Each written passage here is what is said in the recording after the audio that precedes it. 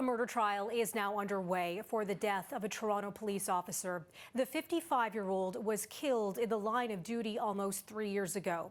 Our Faiza Amin has been following the court hearing for us today. Faiza, what are you learning?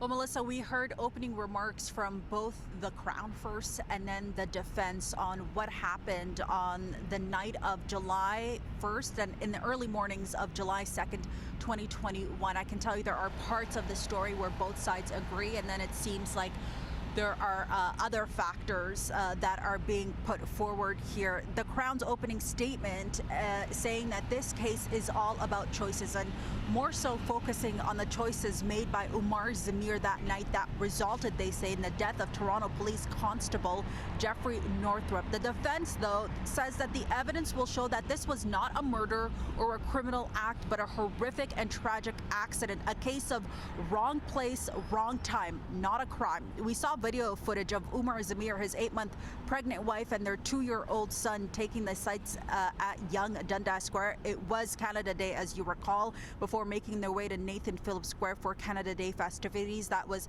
the first exhibit that was being presented. At the same time, though, it's been said that the family was making their way back to City Hall. Police also started investigating after a man had been stabbed by someone else. So the family had nothing to do with this specific case here.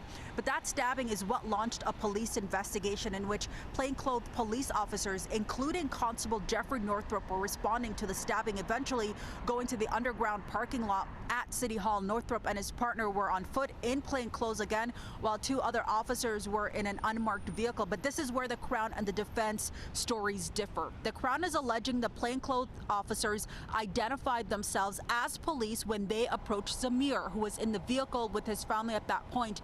And the Crown says that Zamir made a series of maneuvers, driving forward, reversing, swiping, and then driving and accelerating, crushing Constable Northrup's.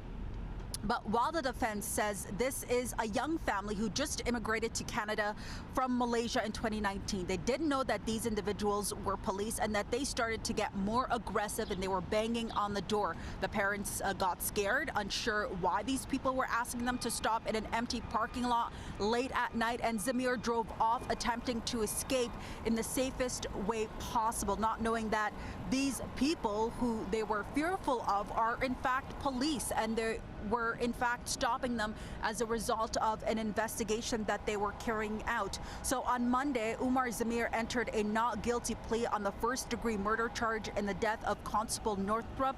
So this is a trial that the judge says will take about 5 weeks. She says she's expecting to wrap up on April 19th. So both Crown and defense entered their opening statements. Right now, the Crown has called up their first witness, and that is Constable Adam Taylor. So he's taking the stand, and he was there that night, he says, to collect video surveillance. So I mentioned some of those photos and videos of what we saw in court, Melissa. Wow, a lot of new information coming out, and we're just at the beginning of this, Faiza. So what comes next, and who are we expected to hear from?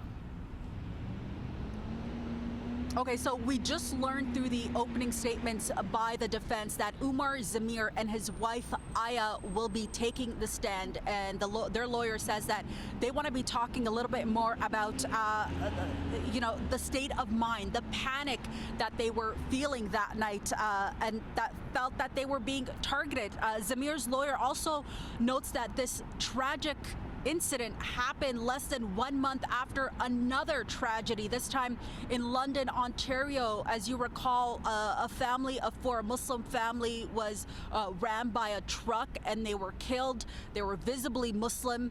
And so Zamir's lawyer also noting that Zamir's wife, Aya, was also visibly Muslim. She wears a hijab, a headscarf here. And so they felt that they were perhaps being targeted.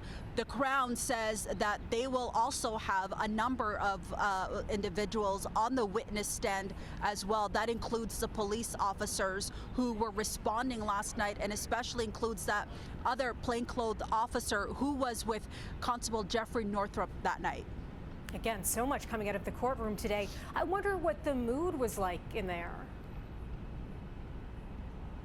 Melissa, it's quite heavy. You know, during the opening remarks the Crown was making, I kind of just turned to my right and I saw both families seated there, both visibly emotional. And you can especially tell how difficult this day is for Constable Northrup's family, and especially for his wife.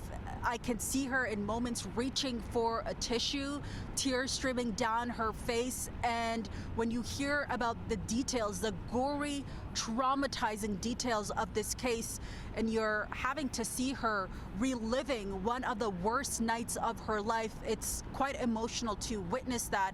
And I imagine it's quite emotional for her as well. She had a number of people around her consoling her as those difficult and troubling details and information were emerging in that courtroom.